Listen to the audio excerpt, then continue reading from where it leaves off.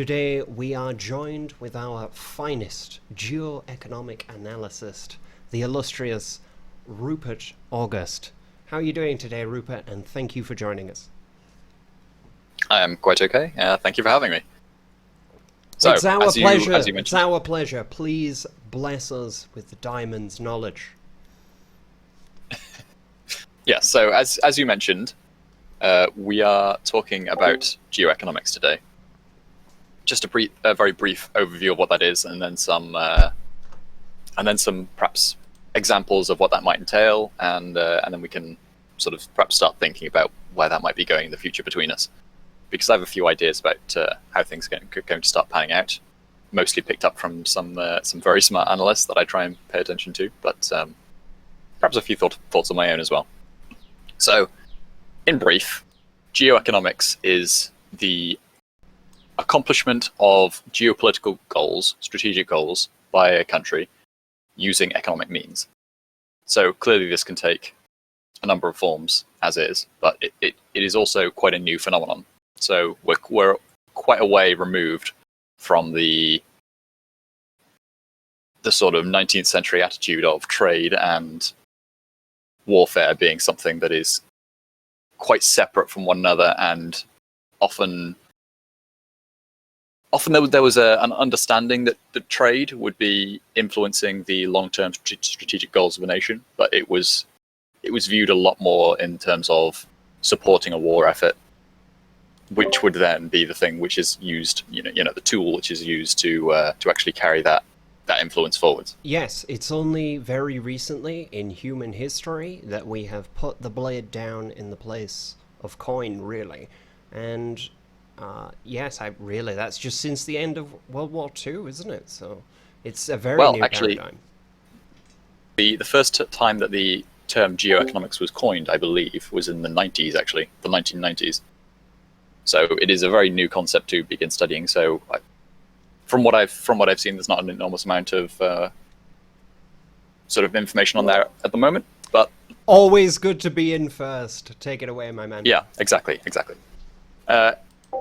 The consequences, though, of this are that there's a pretty distinct difference between what the geoeconomic implications of a certain decision might be or policy versus what would traditionally be considered the economic outcomes. So, one of the major arguments in favor of trade, as it was free trade, as it was originally made by Ricardo, I believe it was Ricardo, was the idea of comparative advantage. So there's a very famous example set out, and this is also discussed by a YouTube channel called Strategy Stuff, which is an excellent channel, and everyone should go subscribe to him and pay attention to what he says because it's good content. But anyway, so the example that he gives is that of Portugal and Britain. So in both cases, this is. In the case of Portugal has a comparative advantage producing wine, and Britain has a comparative advantage producing cloth. So both have lower per unit costs in relation to the other good, even though both are capable of producing both goods. So the rational thing to do would be, the thing to maximize economic output would be to freely trade between themselves and maximize the production of whichever good they have the comparative advantage in. So in the case of Britain, it would be to maximize the production of cloth, and for Portugal, it would be to maximize the production of wine, and then, like I said, trade between one another. But geoeconomics raises an objection to this fairly simple seeming paradigm, because the problem is that when you carry these industries forward into the future, they have very different implications for the direction of the country. So in particular, wine does not necessarily lead to, wine and vineyards does not necessarily lead to an industrialized economy, whereas a textile industry does. So you can start generating Don't pick skills. Fabrics and cloths and fancy wine over a steel industry that can build ships, cannons, and whatnot, right? So we're talking about what kind of pick that they picked to build the economy in that era, right? So it has like a knock-on effect of imbalancing economies or just being a shit choice, really. Well, yes, but the reason specifically given by strategy stuff would be that the skills that are generated by the development of a textile industry can then lead one into greater industrialization and towards a more modern economy. That is, which wow, that is huge, actually. What is your population training in, and what can Yes. your economy offer, and what can your economy offer, not only internally, but externally, right? Oh man, this has Yes. just made it so much worse with the giant factory that spends direct earth energy into market wealth. Oh, where are we going from this? It's only going to get worse, right? Well, so as you said, yes, correctly. It's a situation of what skills are we developing, what skills are we moving forward with, and what skills are we utilizing in order to gain all of these economic advantages and potentially even gain some strategic advantages into the long term. But we haven't quite got to that point yet, because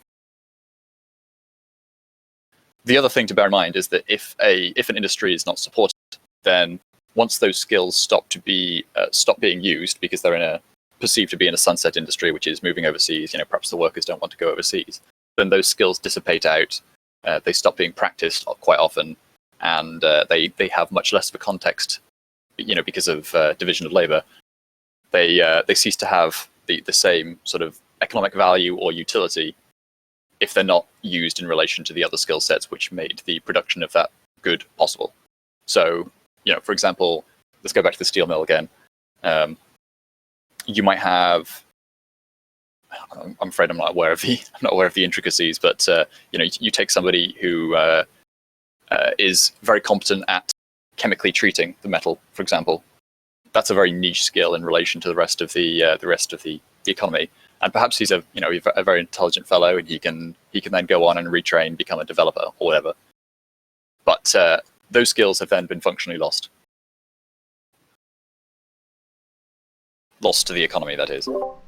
And so we end up with a situation where if someone can buy someone out or win someone over with a higher salary, poach this sort of stuff overseas, you have a bit of an issue, which is basically what America does to the entire world, right? They just brain drain all people. Well, this happens a lot in London as well. I imagine other areas of Europe and the developed world too. We drain a lot of resources from these people, but I think this is something that is left over from... Okay, please go ahead. I don't want to derail too much. No, you're right on the money, as it were. So you can split up these you can split up industries into multiple segments, and each one has a certain utility to it, or a geo-economic utility, which can then be exploited. Because what we're finding more and more is that one country struggles to, in a relatively free market environment, hold more than one element that is required to sustain an industry. Apologies. So you have the innovation stage, where all of the technology is being developed and where new products are designed and functionally brought to market, but without any of the actual manufacturing. Just an idea. Not so much part of the marketing that comes in later, but yeah. So you have a new product, and then you take it to the manufacturing side, and you need to be able to develop the mass output capability in order to generate them in the quantity rather that is required. And then you go to the marketing and consumption stage, where you actually provide it to the consumer, and you of course provide it in a form that they find palatable and makes them want to buy it. The way that these have all been segmented up has a lot of geopolitical implications, of course, because especially on the consumption side, for example, is highly dependent on on the demographic situation in any given country. So, well, one country that Peter Zion likes to talk quite a lot about in this instance is What? Who was that? Peter Zion. Okay, carry on. Yeah. So, a country that he likes to talk about quite a lot is Mexico, because Mexico has a particularly healthy demographic outlook in relation to many other countries. Interestingly, the US is probably the healthiest in the the highly developed of the highly developed economies. So he's quite optimistic about the situation of the US going forward. But almost every other major Western country is well, it's not looking very good for them. I think worst of all is Germany, in terms of having an aging economy, which typically does not correspond with or does not correlate with a great deal of consumption, but instead focuses on saving and investment, which, again, we're talking about the consumption of goods. So we've got the a situation where immigration has been used to replace an aging workforce rather than promoting the youth to breed and have not only pride and cultural awareness, but simply just have families, Not only that, but the technology aspect of it now has left us all connected in a way that is inhuman, that has done a lot of damage to relationships and families and such. But yes, that's a different point. So let's go back to geo-economics. Germany's screwed. Who else is on the chopping block? And then I'd like to hear what your other abstractions are from this, good Rupert. Yes. Okay, so other countries on the chopping block. France is one of the countries that's doing slightly better in Europe. But obviously, the perspective that Zion takes on this is slightly different, because he just looks at raw population data, whereas I think it's relevant to take into account, as you suggested, where these who these people are, and I'll maybe bring that back around to why that has some economic impact. But so the countries that are doing particularly poorly, a lot of the Eastern European countries have very poor demographic outlooks. Italy is looking very bad. I think it might even be worse than Germany. Greece is not exactly looking great, I don't think. Spain is looking quite bad. The UK is definitely looking bad. So the case that he makes is that what we're basically living through is the last decade of prominence for Europe, and that the prominence of Europe in an economic sense is basically that we're not going to recover from this coronavirus situation. I've seen some predictions that suggest that the UK economy might be about to lose 20% of its value. Are we good? Are we dropping a big F? A big F in the chat, boys. Drop a big F.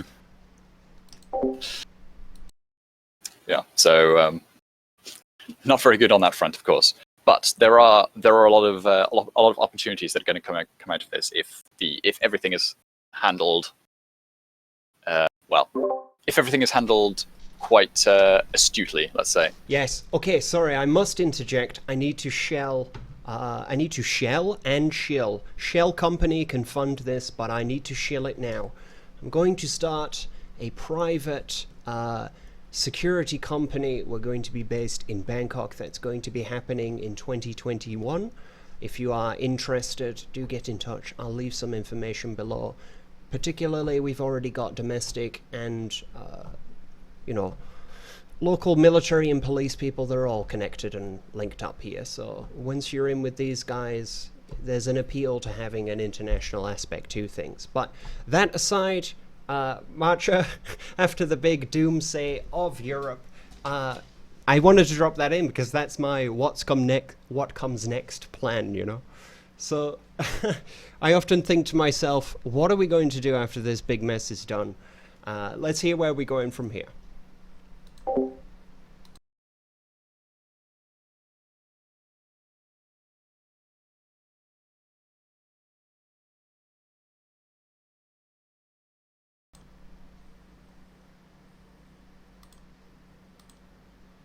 As you said yourself, America has been quite good at trying to corner this market in particular. Britain, to a slightly lesser extent, I think we probably punch, but yeah, America has been the one that's really been able to draw in all of the expertise from around the planet and try and get the best and brightest from everywhere and put them all in one place so that they can all produce the best ideas for the American economy specifically.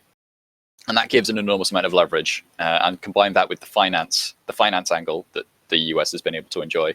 I think there was a book, and I think it was called Diary of an Economic Hitman, or something like that. Diaries of an Economic Hitman, who talks about this kind of idea of the way that finance is sometimes used in a predatory manner. Yes, yes. There's a really big, like, easy baby boomer digestible American documentary made from that very book. So yeah, even if you don't have time to read that one, just go watch the documentary. Basically, they send him in to just fuck things up, like intentionally get them invested in stuff and get them to overborrow, or they'll take a successful thing and crash it and invite the government to come and help them while they're doing it. It's very easy to do and legal to do, unless they catch you as a state agent, right? Which is very easy to do in a capitalistic open market world, right?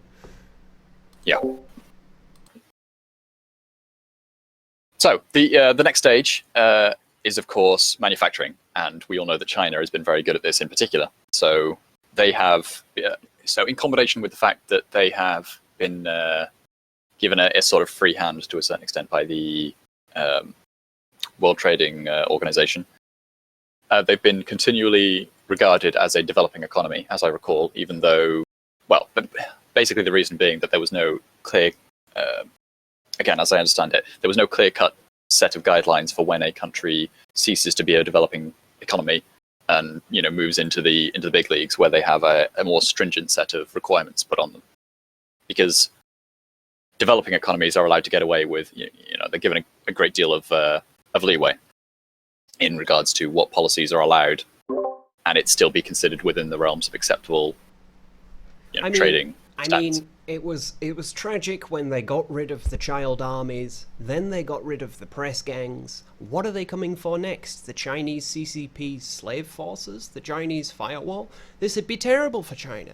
They would realize that their government has been lying to them for so long. But the most dark point that I came across about China recently, just to drop a really random splosh of ink in this one, the Chinese, a lot of them are aware that their government is lying to them, but because they're so invested and don't know anything else, they just trust that they have their best intention in mind, even though that they are blatantly lying. Right. So this is one of the major things, and particularly one of the most surprising things that Zion brings up, because his contention is that we are going to cease to see China as a stable, unified entity, never mind a global player, within the next sort of 30 or so years. I don't want to put an exact time stamp on that. That I would be a little fuzzy on what the number he gives is, but essentially in the near future, China will disintegrate. I wouldn't like to necessarily back up that. Well, no, actually, I can unpack it a little bit more, because I do remember his main point. It's effectively that in order to maintain this kind of standard, the Chinese rely very heavily on the American protection of everyone's like freight trade, basically, seaborne freight trade. America keeps the seas safe for everyone, therefore everyone gets a de facto American subsidy to all of their business and all of their trade and all of their industries generally that manufacture in particular. I understand this, but looking at this from the Northern Siamese headquarters, right? It doesn't look like that from here. It looks like the only people who spend money are either in the capital, or Chinese investors are going around all of these Southeast Asian and other East Asian economies actually now, and not only lending governments money, but lending, also bringing a lot of private enterprise, tourism, etc. Obviously, this is now all up in the air, except for the infrastructure stuff in Southeast Asia's economy and stuff, when it comes to tourism, it's going to be ruined after this, right? But there's still going to be all of this debt owed to China, all of these countries that view China as the leader, Japan as the leader, as Korea as the leader. I think his point is bollocks, and a collapsed China within 30 years. I'd love for him to show me how that's going to happen. I could see something very abrupt happening, but I don't see these people eating themselves unless they are out of food, because these people are one of the few people, well, there's quite a few in Asia, there's quite a few in Africa, and in certain parts of Europe you'll find populations that are popular, but if we're talking about state and people who have this ethnic pride and taking care of each other, kind of us versus them attitude, China number one. China's up there for being one of the most current and nationalistic countries, and I bet even if they get more restrictions placed on them, they don't have it in them to go through what they went through with communism. They have raised a population that is decadent and civilization baby based. They are more likely to follow what Europe is doing now than they are to, fall into chaos and not be a force anymore.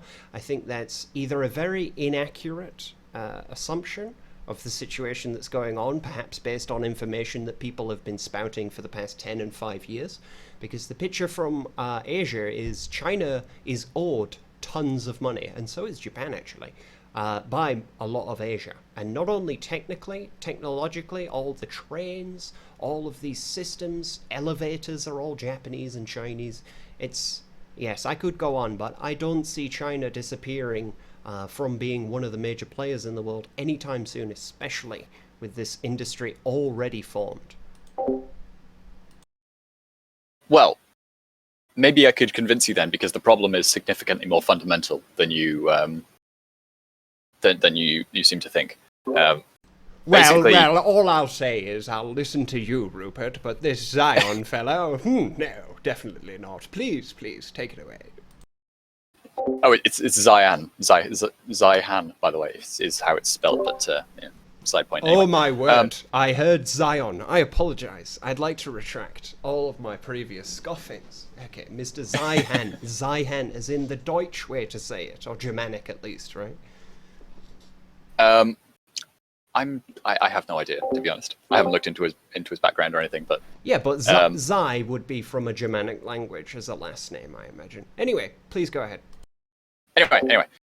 So as I said, America has been protecting everyone's trade for the last 70 plus years, maybe even 100 now, and they've been indiscriminate about it, which is pretty much a first for human history, but not quite. I think he overstates that point, but in any case, it's a very significant development for the maintenance of an international economy. China has benefited almost the most from this, probably, if not the most. And what America was getting from this whole situation was that they were able to see their geopolitical strategic aims fulfilled by this policy of effectively subsidizing everyone else's business. They did so more literally at some points as well, with things like the Marshall Plan, the garrisoning of everyone else's countries with American bases and American forces. Americans are going off this idea because it no longer meets any US strategic need that is, sort of extant in the world today. There is no Soviet Union to counter. Therefore, why should we be literally giving everyone else money? And his contention is that as soon as America stops doing this, we're going to realize just how out of kilter some of these ascendant powers really are. Because someone like China, they have built very deliberately in the expectation that what exists now is going to exist forever. And their navy reflects that. Their navy is very good at projecting power into the, very near South China Sea. But it can't really go much further than that. Maybe some of its vessels could protect oil shipments, I think.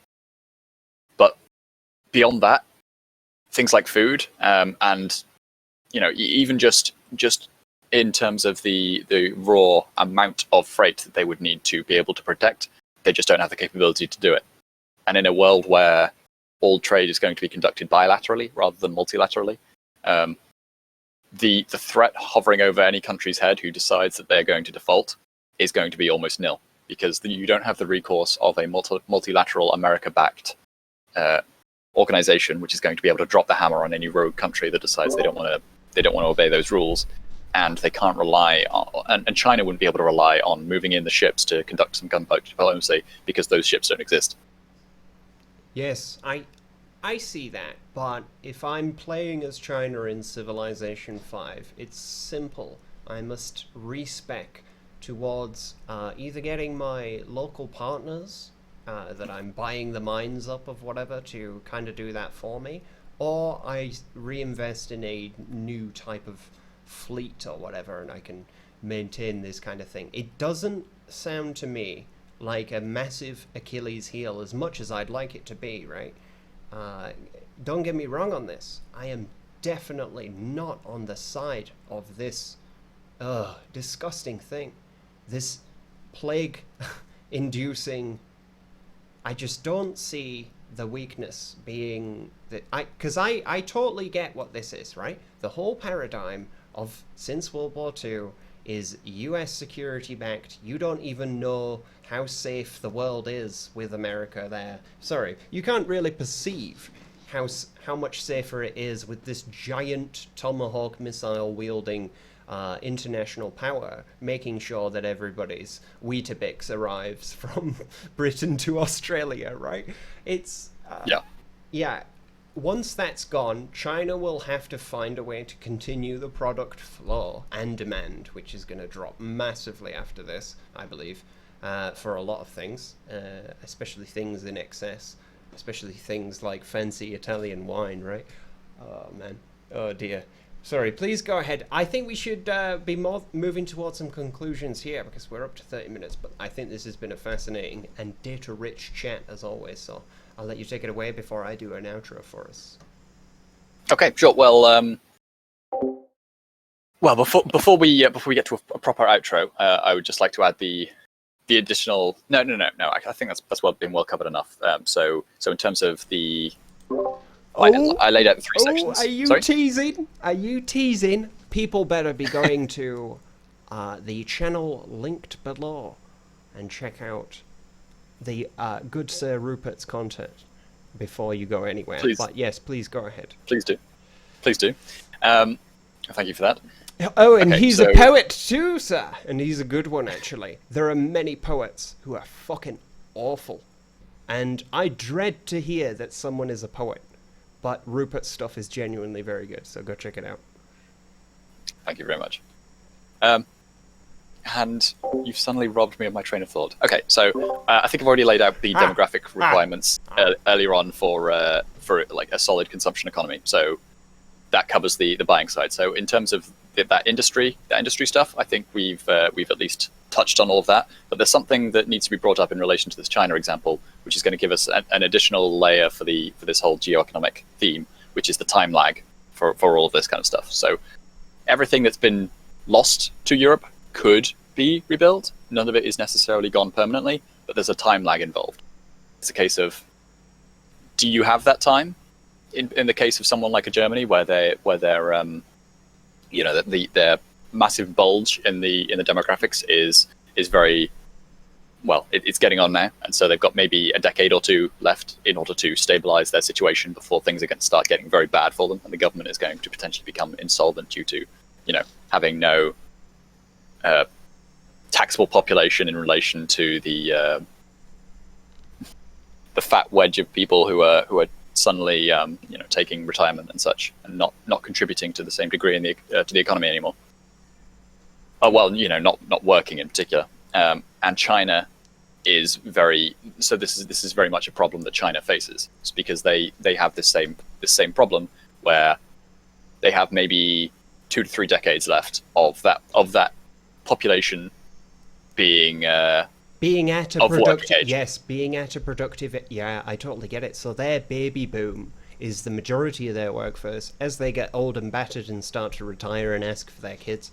Oh, this is the other thing about China, right? It won't be the state paying for it. It'll be all the The children will, because it's seen as a family duty, but the children won't be making good money. So Not only actually, will they not be making money, there's just not enough of them. yeah. So the boomers will be sat there, and if they haven't saved, the living conditions will just drop into the abyss. That's what's happening. I can see it happening right here in this part of Asia too.